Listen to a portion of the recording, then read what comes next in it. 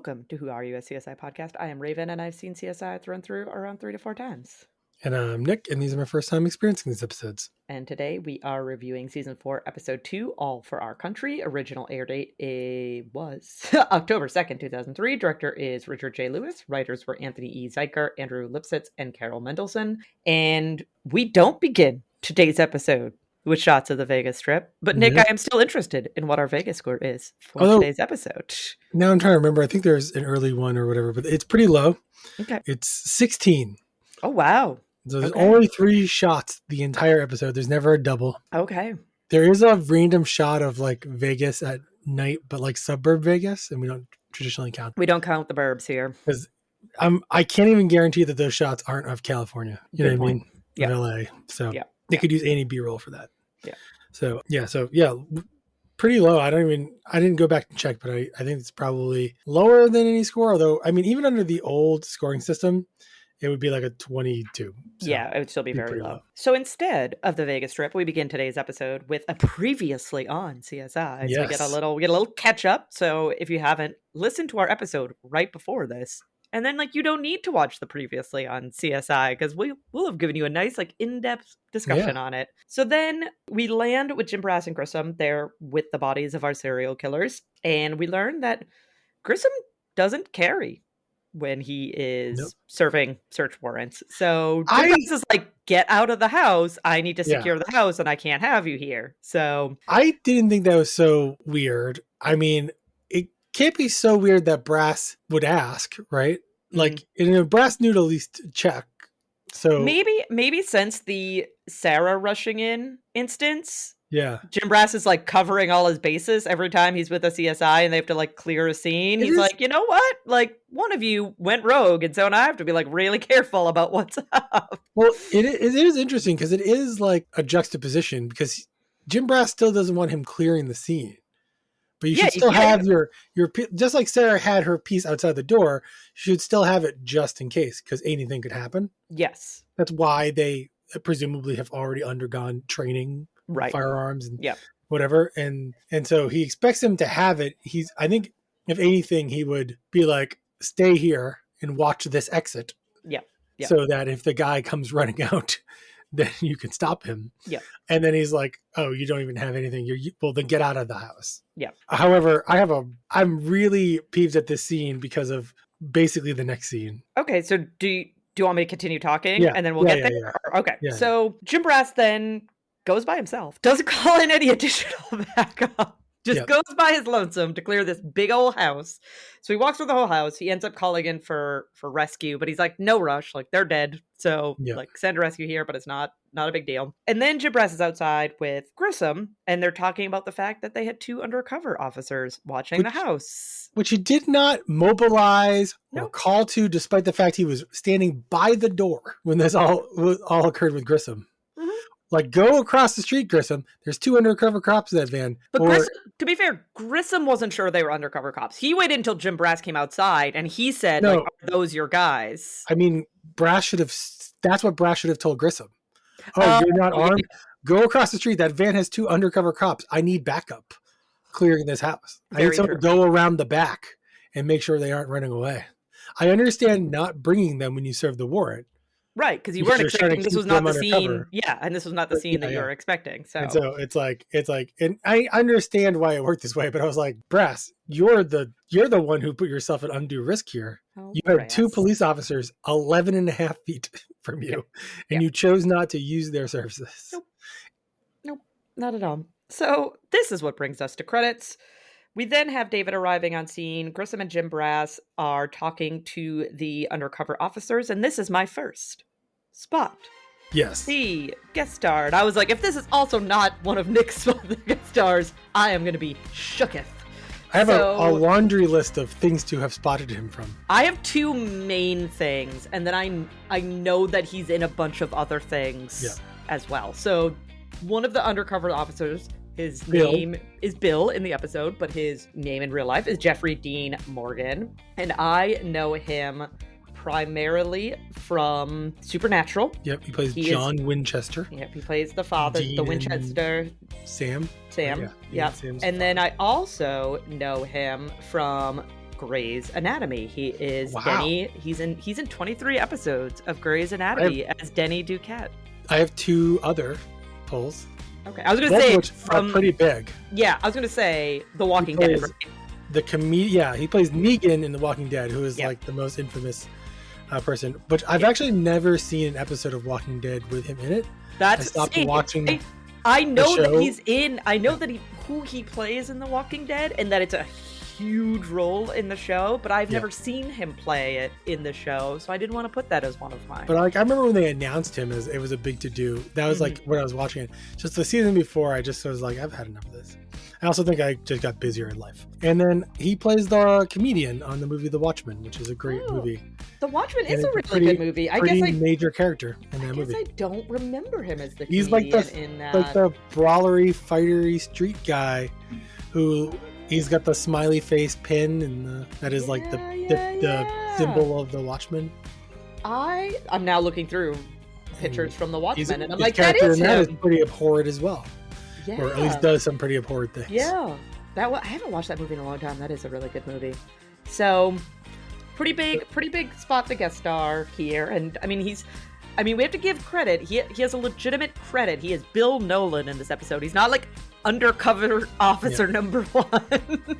Yeah, he's got lines, right? They're in a number of scenes, and then they're referenced a bunch in the episode as well. Yes. So they're talking to these undercover officers, and they were not at the scene when the serial killers were murdered because they were responding to a officer down call. So an officer down call came in. They went to respond to that. They came back. Everything looked peaceful. And so they didn't see any activity on the house until Grissom and Jim Brass showed up. So Grissom's like, hey, like, you guys know the drill. Gonna need to see your guns. They're very tense about this. They're very like, what do you mean? Like, right? Yeah, they're defensive. They're kind of like giving back, but they acquiesce, and they're kind of checking that out. Nick and Warrick pull up, and then all 3 walk up to the house. Nick goes inside. Warrick is noting that it doesn't look like there's any forced entry from the front door. The front door looks good. Nick finds plastic shards on the carpet, which are definitely going to come up quite a bit in this episode. David is also there. The wife's temperature is 85.5, putting her time of death at around 11 p.m. And Nick is also near where he's finding these plastic shards. There's blood. So he's like, okay, there's quite a bit of blood here, but there's also a lot of phenonegative stains, meaning there are dark stains that kind of look like blood, but they're not blood. And so this will also come up later and we'll learn what these phenonegative stains are. I actually had no idea what he meant by that. Oh, okay. Until later on in the episode. And then you were like, oh, okay, I get what you're saying. Yeah. Grissom finds towels from the hotel, from the Sphere. Which we're still not sure. They have still not actually... I think it's their fake name for a casino hotel that loosely refers to the Stratosphere. Yeah. Because they still will not actually say that that's the same place. They will not. And I think that's on purpose because there's probably a bunch of copyright. There probably is, yeah. In this scene, we also have Warrick lifting shoe prints from newspaper that's by the back door. We return to our undercover officers. Jim Brass is with them. And the undercovers are like, well, case closed. Serial killer's dead. We're done. Who cares if they murdered anyone before? Doesn't matter. And the only other thing that they point out about what they might have noticed around the scene was that the kid in the house across the street made them. The kid was like, these two are shady characters, and what's going on? What's the big deal? There's no humans involved. I mean, look, Captain. Come on, the way I see it, somebody did us a favor. Yeah. They're dead. Case is closed. Hey. This isn't a favor, Bill. This is a screw-up. It would have been a lot bigger screw-up if we didn't break surveillance and had an officer down 4 blocks away. All right, what else did you see? Kid in that house made us. Thought we were bad news. You are bad news. I thought the kid across the street was going to be a spot the guest star. I was like, why does this kid look so familiar? I was like, I can't place him. At the end of the episode, I looked at his IMDb. He's in 6 things ever. Only as a child. I have no idea why I thought he looked familiar. I also had a moment where I was like, maybe he does. And then I just was like, I don't know. Maybe he just has generic kid vibes. My dad's a producer on this show vibes. Yeah. So we leave our storyline A for a bit. Sarah and Catherine are at a college house. Catherine, as they're like walking in, is kind of making a joke about like, why don't all the CSIs live together? And she includes Grissom in this. And Sarah's like, not Grissom. Yep. Nope. Can't live with Grissom. No cohabitation. No cohabitation. And so they walk in, there's officers there. There's just water pouring from the ceiling. So one of the officers hands them an umbrella and is like, hey, you might not want to need this. I like that he gives them like his umbrella so that he's just getting rained on now. Like, we only had the 2 umbrellas. So I guess you guys, he's being a gentleman, I guess. He's being a gentleman. He's being very nice. But we learn that the victim is upstairs, which prompts Catherine to say, it's raining man juice, which almost definitely has to be the name of our episode. That is a great name for an episode. I was like, yeah. It's raining man juice. Hallelujah. So they go upstairs to find a pretty horrendously bloated body in a bathtub. O'Reilly's just chilling. O'Reilly doesn't seem fazed by this at all. He's cool. Here's a great random Walking Dead references. There's a giant bloated zombie in a well in like season 2, and at Herschel's place. And Herschel has been a former Spot the guest star on the show. Yes. So we also learn in the scene that the last time like his roommates had seen him alive was on Thursday. We then have Warrick talking to a dispatcher. He wants the dub and the phone number from the 911 call, like the officer down that like pulled the undercover officers away from the crime scene. He sends that number to Grissom. I'm also going to call this as a missed Spot the guest star on your part, Nick. For who? For the dispatcher. Oh, I do have that as a Spot the guest star. Oh, later? Marisol Nichols. Yes. But I have it I didn't really recognize in that quick scene. In this scene? Okay. It was later on when she's talking to Warrick. I was going to save it for that. We can do that. That's fine. I was like, now. Yeah, let's do it now. Okay, go ahead. It's yours. So, I just figured that if someone was going to know her, you were going to be the one. Oh, you didn't recognize it? No, yes, and where I know her from is she plays Hermione Lodge in the Riverdale show, which is Veronica Lodge's mom. And she's in way less episodes of Riverdale than I thought she was in. But again, I think that was one of the shows I stopped watching. I mean, she's in 67 episodes. Is it 67? Okay, never mind. It's in 67 episodes, yeah. She's also in 24 episodes of 24. Yes, and I'll be honest, I know exactly who that character is. Don't remember her as that. I don't think she looks like my memory of that character at all. And that was like a big character. That was like, there were basically 3 main characters of that show at that time, and she was one of them. Yeah. But the other guy, Almeida, who's her like opposite in most of those scenes in 24, if he was in an episode, I would know him immediately. Yeah. But yeah, I was like, I saw her in 24, and I was like, who's in 24? I was like, wait, is that the character I think it is? And I was like, did not beg her for that. But yeah, no. Mostly know her as Hermione Lodge's mom. Or Hermione Lodge, Veronica Lodge's mom in many episodes. Who is like a foil, like, but not really. She's never really doing anything that bad. Okay. She's just always kind of like being a Richie Rich. And the kids are like, kind of like, well, you should be nice to people. And she's like, nope, I should be a capitalist. Which, I mean, we're living in a capitalist hellhole right now in the United States. So we're pretty used to rich people being like, you know what? Nah. Yes, I'm not going to do the right thing. Is she credited as 911 dispatcher? She must be. I don't know. She is credited as Jane, 911 dispatcher. Because I think Warrick gives her a name later on. Yeah. We'll get to that scene. Yeah, we'll get to that scene in a little bit. Okay. I have thoughts. Okay, all right. I also have thoughts, so we'll definitely talk about it. So Warrick sends that number over to Grissom. Grissom is outside of his crime scene. You know what I do have a note for this? Okay. This phone is definitely got to be a product placement. Grissom's phone or the phone that they're calling? Grissom's phone. Grissom's phone, okay. It's such a weird phone with a weird flip and this like center display screen, which I meant to look it up, see what it was, but again, they're not really using names. They're being very undercover, covert with their product placements. They're really like old school, like they're there, but do they spend a long time letting you stare at a close-up of that phone. And you could also tell it was shot post and inserted into that scene. Oh, okay. Like, you know what I mean? Like, I didn't clock that. Yeah, then they went for like close-ups with a different camera or something. But yeah, I don't know what that phone was, but it looks like it belongs in the Matrix. It's got a weird like flip out center rotation. This orange text screen in the middle. I forget sometimes how avant-garde dumb phones were before smartphones ever were invented. Like there was a real like arms race. There was. And these like sleek small phones. Yeah, for sure. And now we all carry around mini televisions. This is true. Grissom uses this product placement to he walks towards Harmon Hill, which is where the direction of where the officer down call was, and he finds a discarded cell phone. He also finds like this dark liquid on the ground that seems to be attracting ants. So he takes a sample of this dark liquid. Jim Brass is then with the boy who spotted the undercover agent. His name is Bradley, and Bradley's mom, Grissom, is there as well. And he's saying that he saw a policeman go up to our serial killer's home, but there was no police car and he didn't hear any gunshots. So this is starting to be a little weird. Grissom is in with Doc Robbins in the morgue, and he's wondering if the husband, the Mr. Kleinfeld, was shot through a window because he's like finding he's also finding like the shards. Yeah, he says like a foreign substance in the wound track.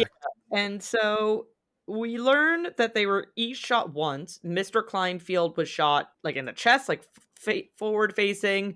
Mrs. Kleinfeld was shot in the back. We then see the bloated body, the zombie in the well, being taken from the home via the window and like onto a crane / lift.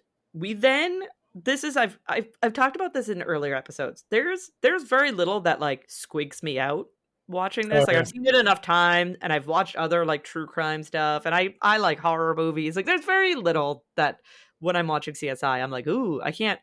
Catherine scooping up the remnants from the tub, a bucket of man juice. Blah, blah, blah, blah. Wearing these like sleeve things, and all I could think is like, you need a full suit.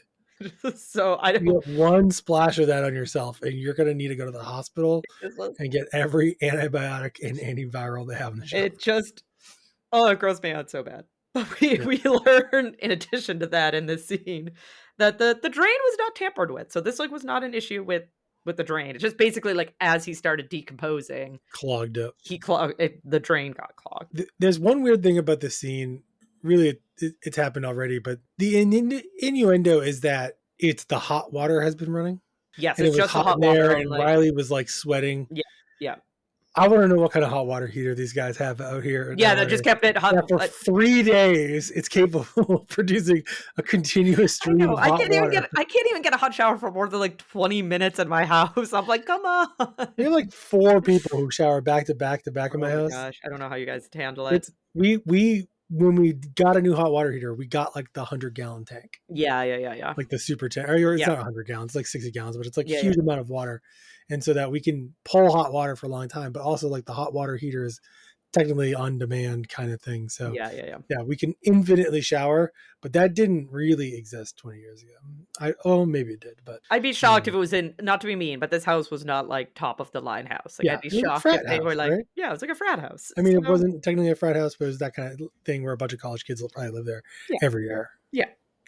So we are then with Nick and Warrick. They're kind of looking over the plastic shards. We learn that the cell phone that was used to make the 911 call was lost by a public defender. We then they then talk to Rich, who I put as a Bobby impersonator. Yes. I was like, where is Bobby? He does. I was like, who are you, you Bobby impersonator? A little, right? There's a little like Bobby. I feel like we know loosely from other episodes that like other like Spot the Guest or something that Bobby's not, or I guess you would know this because you've watched a lot of the show. I don't think he's in like the show for forever. He's not, but I felt like we had him longer. It's the beginning of the end. It might be. I felt like we had him longer than this, but maybe we didn't. Maybe this is just how it goes. And so from this Bobby impersonator, we learn that the bullets pulled from the victims are like consistent with an officer's weapon, but it did not come from any of the 4 weapons taken from the undercover officers. They also realize in their discussion that they used the killer used a soda silencer. That is like where the plastic shards came from. That's where the brown liquid that Grissom found. It was actually almost kind of like bizarre that Grissom decided to test this liquid. I mean, it was I think he was like, this is out of place in the vicinity. Like, who knows what this could be? Mm-hmm. Could have been coffee the guy spilled or something. Could have DNA in it. Could have DNA I'm sure he was thinking a lot of things. Yeah. But yeah, I was like, it was actually really easy for me to figure out this was a soda bottle before they got to it. Yeah. I drink a lot of soda. But I was going to say, Nick and I are both brown sugary liquid. Nick and I are both soda enthusiasts of a sort. So I don't know if I would use the word enthusiast because I'm not out here trying to convince anyone else. But I will probably be personal enthusiast. I'm also not trying to peddle it on anyone else. But I drink soda basically every day. I drink more soda than probably all other liquids combined. I don't drink any coffee though. Yeah. I drink coffee. So this is my sole source of caffeine. Yeah. That's why. Yeah, that makes sense. I drink probably about 2 glasses of water a day, and then milk in my cereal, and then everything else is soda. I just bought a new water bottle that has like markers on it that tells you like by hour every 2 like how much water, because I know I need to drink more. Like I know I'm not staying as hydrated as I should. So we'll see. I don't know if it's going to help. I don't know. Weird things help me though. Weird things make my ADHD brain happy, and I'm hoping this is one of those things that makes my ADHD brain happy. Those things are usually not that hard to try, and if they work for you, it was like $10 on Amazon. Yeah. So I was like, you know what? If it doesn't work, it was $10 on Amazon. Like, but if it works for you, it would probably work 10 times that. So you're willing to try a bunch of things in hopes that they work, and if they do work, they're going to be life changing. Yeah. So we'll see what happens there. It's supposed to be delivered on Sunday.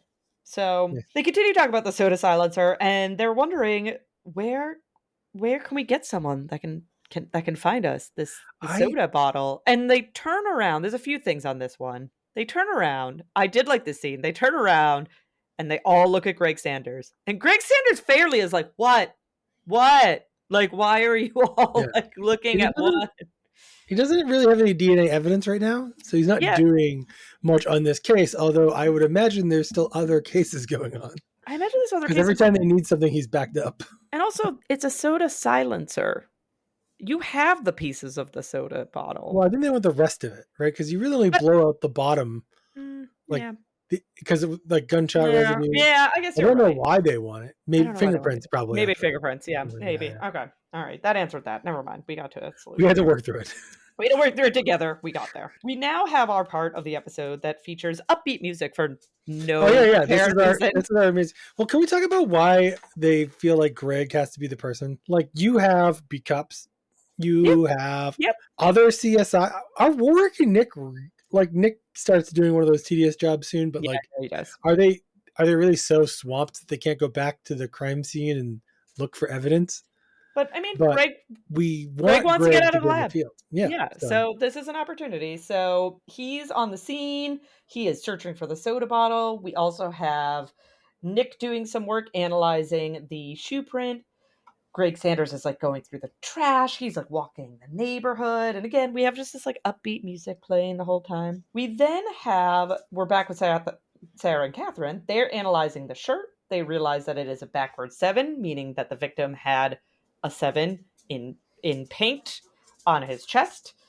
This episode, for reasons I don't entirely understand, want to make Sarah seem completely out of touch in a way that she's never been out of touch before. There's also a weird thing that happened. So when they were taking the body out of the house through the window, there's a scene of Sarah and Catherine is watching them take the body out of the house, and Sarah is, for lack of a better term, gawking at the hunky fireman who, like, she's not looking where the body is going or anything. She's staring at this fireman who's on the edge of the shot. Yeah. And I picked it up on the second I watched it, and I had to go back and rewatch it and be like, make sure it all made sense. And I was like, why are they just having her?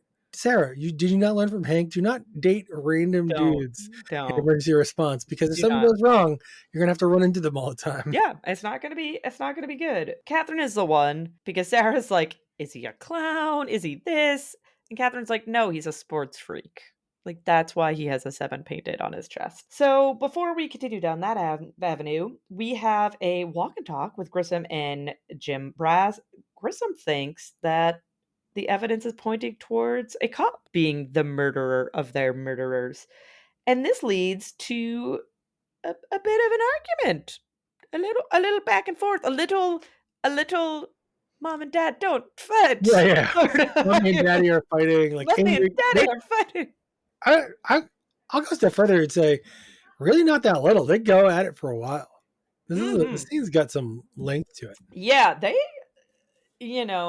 Jim Brass is like, oh, like says the guy who went to go serve a warrant without a gun. And Grissom's like, well, I'm not a cop. And then Jim Brass is like, and again, Grissom's kind of pushing like, I'm pretty sure it's a cop. I'm pretty sure it's a cop. And Jim Brass is like, oh, maybe it's because Nick ran his mouth to like the news again. I was like, oh my goodness, I would have loved if Grissom like pulled up the oh, you want me to clear the scene like Sarah did? Well, that still would have made his team. Yeah, that's the thing. It's like he wouldn't have known that was a bad comeback. Yeah. Greg Sanders enters though, breaks up or interrupts, I should say, this argument, and he's very adamant that he found something and that they both need to see it right now. So this brings all three of them into a room with the top part of an officer uniform. Greg Sanders found it in the storm drain.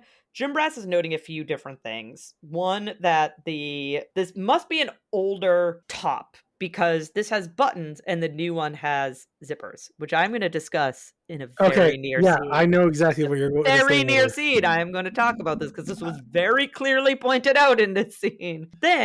And also that the badge looks legit. So Jim Brass is like, I'm going to go run the badge, see what I can find out. I actually misunderstood the first time I watched this. I thought he was saying it was a costume. He said like the #1 uniform shop. What he means is like that's where you go to buy your uniform. Yeah, that's like that's legitimate uniform is what he's saying. And I took it the complete opposite, that it was somehow a costume. And I spent way too long thinking about, wait, why would they have a real badge and a fake? Yeah, like a fake costume. And a fake shirt. I was like, they find a badge, I guess, and then you just needed a shirt, maybe. I don't know. And then when I watched it the second time, I was like, oh, no, that's not at all what he said. He said the exact opposite. Yeah. He was making it legitimate. Yeah, he was making it legitimate. Grissom notices that the collar is dry, so they're hoping maybe they can pull some DNA from this collar. I like that it's like the collar's dry, but it's also like it's 125 degrees out, so the guy must have been sweating, which would have made it wet. But then baked it in. Baked the sweat in. Well, then it would have dried out. But like he's saying that because it means it hasn't been contaminated by the sewer water. Yes, that's what he's meaning. That's what he's meaning. The sewer water could have also dried out because it's 125 degrees out. That's also true. I was like, but I think they wouldn't expect to find any if it were wet. Yes. Not that it would make it inadmissible or something. So it's like, let's test it because this is going to be our best chance for finding evidence. Yeah. We're back with Catherine and Sarah. They're now with Doc Robbins. We learn that their victim's name is Daniel O'Hennessy, and his brain is green because he was steamed. He got steamed, made his brain green. We also learned green jello. We also learned that his cause of death was due to a blow to the back of the head, and essentially he had bleeding in the brain. But it was like a slow bleed. This wasn't like he got hit and then he immediately went down. He probably was hit in the back of the head somewhere between 12 to 24 hours earlier. So it took like 12 to 24 hours for him to like die of this brain bleed. We then have Grissom and Jim Brass there with a officer who lost his badge, come to find out. And my first line in this section of my notes is, why he wear buttons? Yeah, that's I was like, this guy has a button-up shirt. Why he wear buttons? So, all the new uniforms have zippers. Why he wear buttons? So this is what I think this is intentional, by the way. I think it is intentional. They don't really close this loop this episode, which I wish they would have, because I think I would have given it extra kudos. It's not that this is an old... later on, they imply that this is an old shirt, and then somehow the guy got a badge. But what I think likely happened is it's this guy's shirt and badge. And that he probably knows the other killer, right? Yeah, that they were on the beat together or something, right? And I thought there was going to be I thought at the very end there was going to be something like, you'll never guess who so and so was on a beat cop with 3 years ago when he lost his badge. Yeah.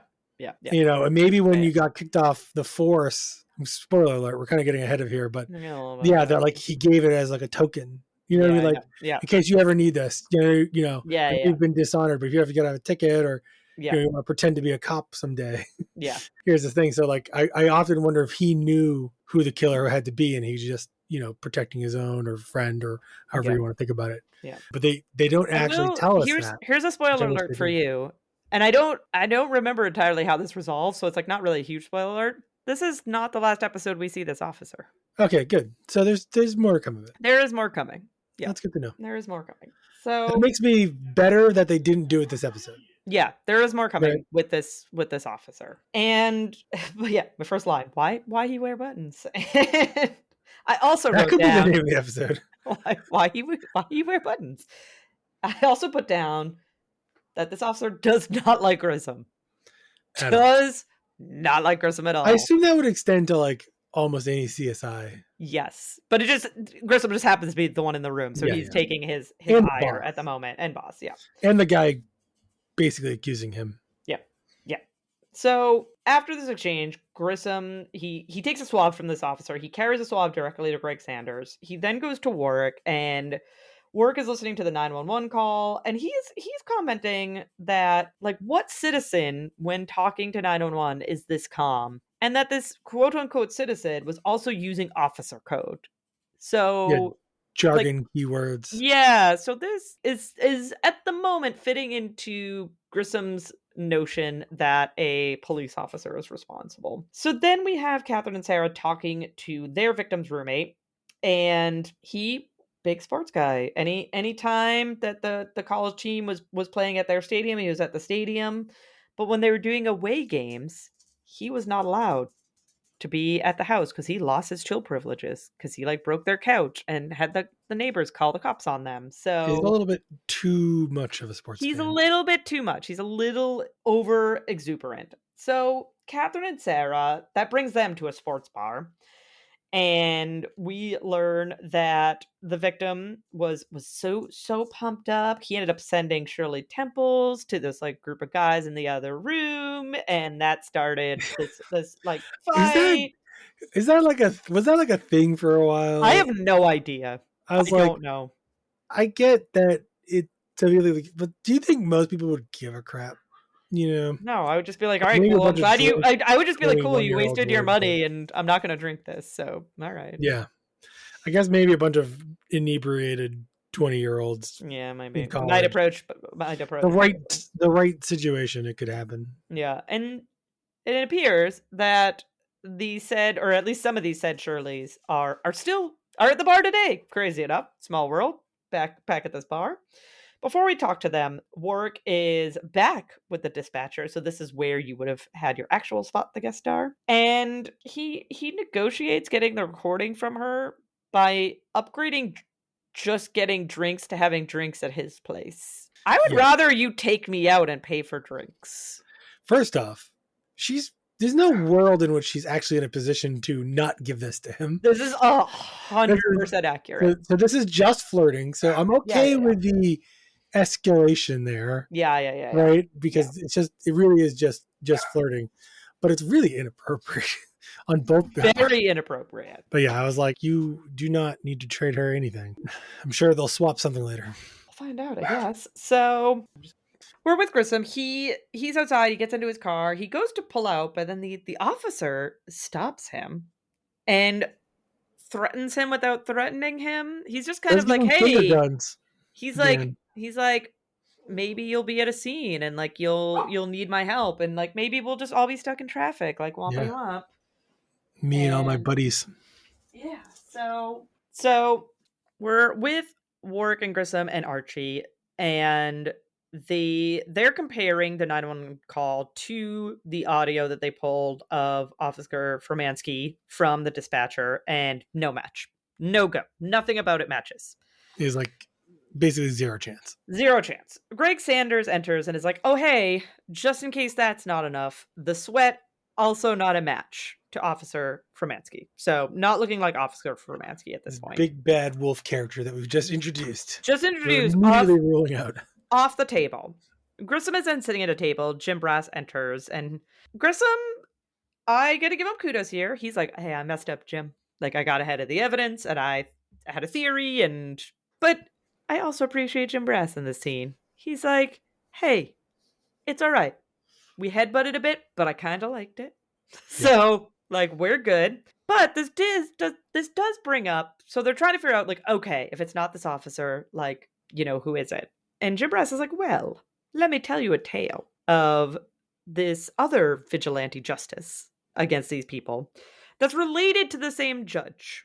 Yeah, there's a connection there. There's a connection. So we then have a short scene of Nick. He's going through different layers of the shoe prints, which then shows like a tiny bit of like a few letters on the print of the shoe, which then brings us to the emblem outside the courthouse, which is where the title of the episode comes from. It's the All for Our Country. Yep. Can I say he uses an advanced computer program. Oh, it must be through layers and layers and layers, get all these things, and then he has to like print them out on transparencies. Yeah, and place them on top of each other. The one thing we can do with technology is the thing that he did manually. Just stitch a photograph together from a bunch of other photographs. Yeah. I think the hardest part would actually have been centering all of those shoe prints. Like you would have had to have used a computer to do them so that when you stack them together, they lined up perfectly. Yep. So I was like immediately like, why? It's for the audience, right? So you can bring it together and I get it. But it was just so funny that he's this high-tech thing for so long. And then it took the time to print out 24 transparencies so that he could bring them together and read them. And I was like, I bet you a computer could do that with one button. Yeah. Yeah. Oh yeah. So it brings Grissom and Jim Brass outside the courthouse. They enter the courthouse. They're then with the judge, and they're not here to ask the judge for a follow-up warrant for the serial killers. A warrant or something without better evidence. Instead, they're serving him a warrant. Bum, bum, bum. But before we go with that one, instead, we're with Sarah Catherine O'Reilly and aka Shirley.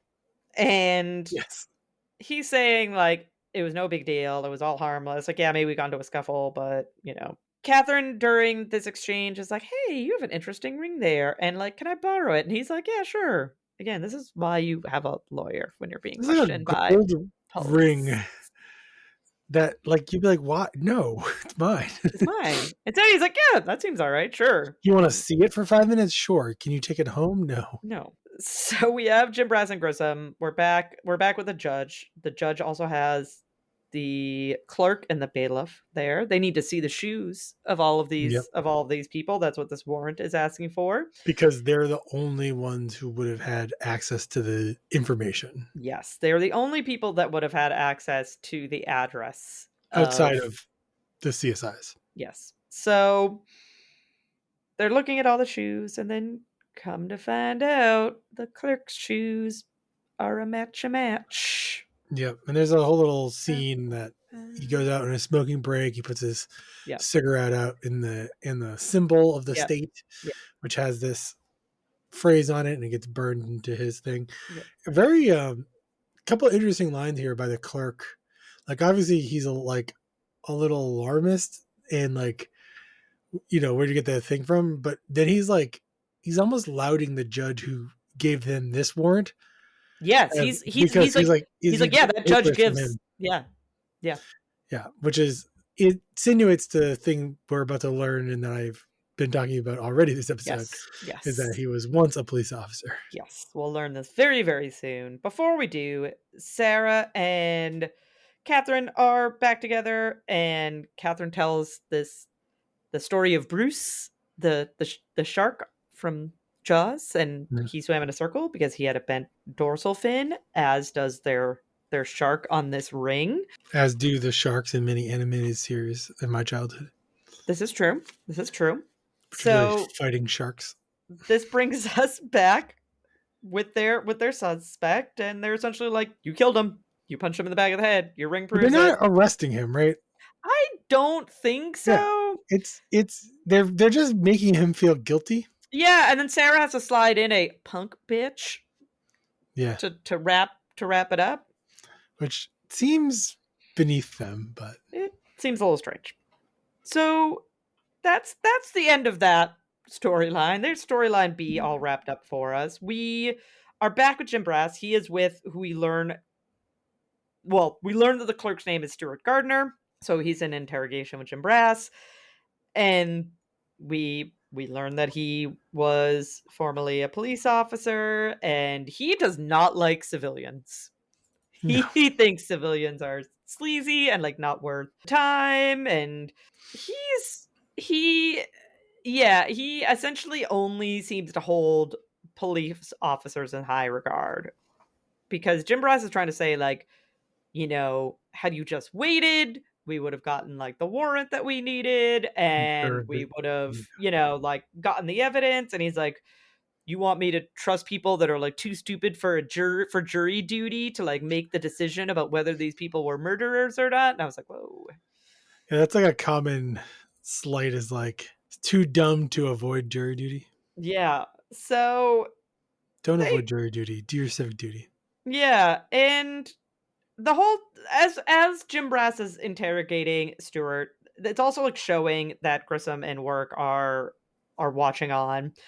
And once the interrogation is done, or the part of the interrogation that we see, Grissom and Warrick are talking, and they're talking about like vigilante justice. And Warrick is like, to be fair, like I've thought about it, right? Like, and there's been multiple instances in the show that Warrick has like done some things to like step out of line to try to prove guilt, or give the address to a person to a friend of his. Yeah.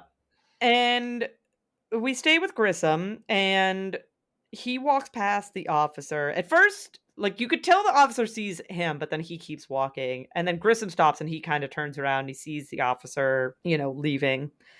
And we don't end here, though. Instead, we end with Grissom at a gun range, with the understanding that maybe he is going to start carrying when they're executing warrants, because now this officer is saying that he's not going to show up for him, and like he's going to tell his cop buddies to not show up for him. So he's like, all right, maybe I have to like better be prepared to take care of myself if I can't rely on the police officers. So I originally interpreted this as, Grissom's like, because he sees a guy in the hallway, right? Mm-hmm. That Grissom's kind of like, I better carry a gun to protect myself from this cop who wants me dead or something. Okay. Well, I didn't know what it was, but like more like I'm gonna be carrying a gun now, right? Yeah. Like Jim Brass is right. I should carry a gun, and so I'm here and I'm practicing, and I want to show off how good I am to the audience, right? Mm-hmm. And I think I saw like when I went on IMDb that the synopsis was like he ends the episode with getting recertified, as if the reason he wasn't carrying a gun was because he wasn't certified to carry one. Apparently also he carried a gun earlier in the show, like in season 1. Okay. He might have. Somehow being recertified. I was like, they did not communicate that at all. If they did not communicate that at all. They did not. They're not going to give the audience one iota. No, not at the least. So that's the end of the episode. Not well communicated, it seems. But Nick, what did you think about today's episode? I did give the episode 4 stars. Okay. After the first time I watched it, I thought it was a good ending. Is largely on the backs of storyline A. Yes. I thought I did a good job filling a whole other episode with the same story. Yeah. For like tying these two very different crimes together. Right? You have the serial killer storyline, that's over. Yeah. It basically had them anyways, or would have had them anyways. And then there's this whole like mystery, and you sort of unravel that through the episode. And I think they did a good job of that. And so like I'm imagining like watching, sometimes they do a double episode start of the season. I don't think that's what they did here. But like if you were watching these 2 episodes back to back for the first time, and in many ways I wish I had. Oh yeah, like just kept watching. Yeah. It would have been entertaining to watch them all the way through. Yeah. So yeah, I gave it 4 stars. However, I did not give it a replay because on the second watch through, I just didn't know what more I got from it. Yeah. So I just gave it a normal play. It's definitely worth watching. I don't know if I'd say rewind it and watch it again. Yeah. It was a good episode. After a couple of years, if it's back on television, you can watch it again. But it's definitely not like a need to immediately rewatch it. So I'm only giving this episode a 3 out of 5. Oh yeah. I feel like maybe I'm coming down from the high of my 5 out of 5, that I'm just like, I just feel like this in certain spots dragged. Like it just didn't. It didn't like pop along. Like the last episode, I was like, yeah, woo. This one, I kind of was like, all right. I guess I think what I'll say is, on the second watch through, I was like, did I really give this thing 4 stars the first time I watched it? And I think that because you haven't seen it before, it plays to that fact that it's not super rewatchable. Yeah. Once you know the goose, once you know what's up, it's not it's not gripping. And it's and storyline B is like bad. Literally, you could just remove it. Like, there's no need to have it in the episode. Like, it was just there to take up time. Yeah. And for some reason, they are in this episode are trying to make Sarah the female version of Grissom, like the completely not in the know, doesn't know any hip anything, and Catherine has to be the one to like school her. And I'm like, she's never, like she's always been like a science, like more nerdy person, but there's never been an indicator up until this point that she's like totally out of touch with like. Never seen a sports person with their chest painted color before.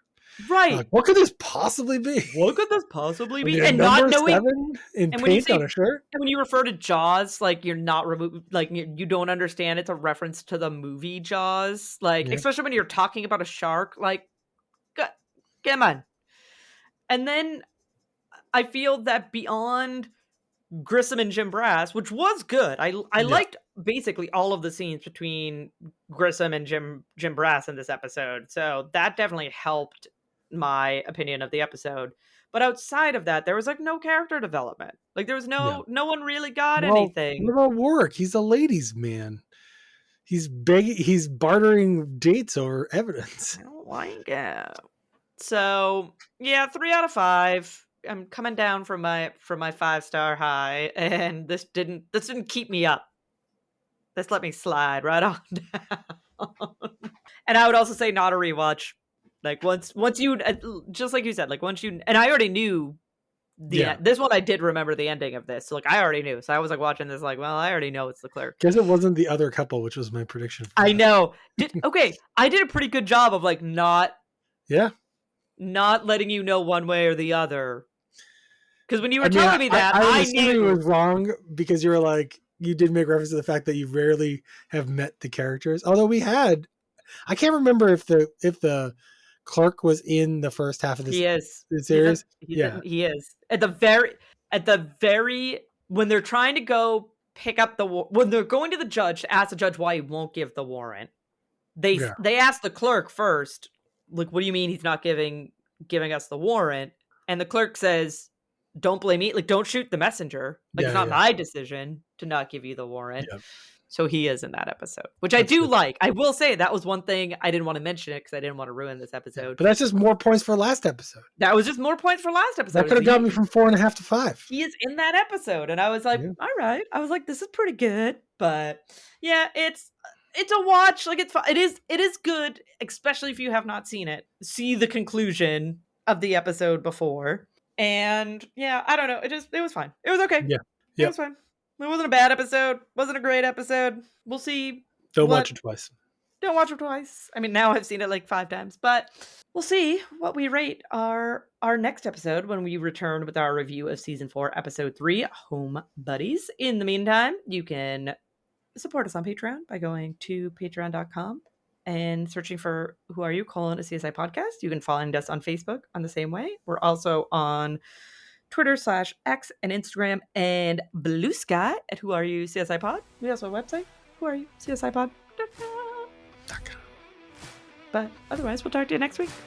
No spoilers. No spoilers.